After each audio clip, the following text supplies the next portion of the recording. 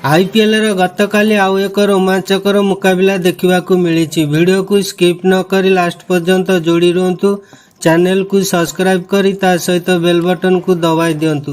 ଟୁର୍ଣ୍ଣାମେଣ୍ଟର 40ତମ ସିଜିନର high scoring ମ୍ୟାଚରେ ଶେଷ ବଲରେ ବାଜି ମାରି ନେଇଛି ଦିଲ୍ଲୀ କ୍ୟାପିଟାଲ୍ସ।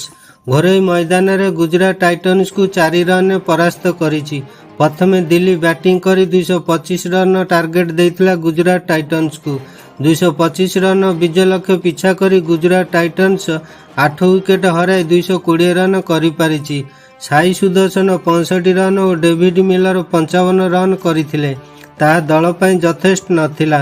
ଦିଲ୍ଲୀ କ୍ୟାପିଟାଲ୍ସର ଅଧିନାୟକ ରିଷଭ ପନ୍ଥଙ୍କ ବିସ୍ଫୋରକ ଅପରାଜିତ 88 ରନ ଓ ଅକ୍ଷର ପଟେଲଙ୍କ 66 ରନ ବଳରେ 4 ୱିକେଟ ହରାଇ 224 ରନର ବିଶାଳ ସ୍କୋର କରିଥିଲା। କୁଲଦୀପ ଯାଦବ 29 ରନ ଦେଇ 2ଟି ୱିକେଟ ନେଇଛନ୍ତି। ରସିକ ଡାର ସଲାମ 44 ରନ ଦେଇ 3 ୱିକେଟ ନେଇଥିଲେ। ଦିଲ୍ଲୀ 9ଟା ମ୍ୟାଚରୁ 4ଟି ବିଜୟ ଓ 8 ପଏଣ୍ଟ ସହ ଷଷ୍ଠ ସ୍ଥାନକୁ ଉଠିଛି। ରସିଦ ଖାନ ଓ ସାଇ କିଶୋର ଦ୍ରୁତ ବ୍ୟାଟିଂ କରିବାରୁ ମ୍ୟାଚ୍ ଶେଷ ପର୍ଯ୍ୟନ୍ତ ରୋମାଞ୍ଚକର ସ୍ଥିତିରେ ପହଞ୍ଚିଥିଲା। 19 ଓ 20ତମ ଓଭରରେ ଦୁଇ ବ୍ୟାଟର ବିସ୍ଫୋରକ ବ୍ୟାଟିଂ କରିଥିଲେ। ଶେଷ ବଲ୍ ପାଇଁ ଗୁଜରାଟ ଟାଇଟନ୍ସକୁ 5 ରନ ଆବଶ୍ୟକ ଥିଲା, ହେଲେ 4 ରନରେ ଜିତି ନେଇଛି ଦିଲ୍ଲୀ।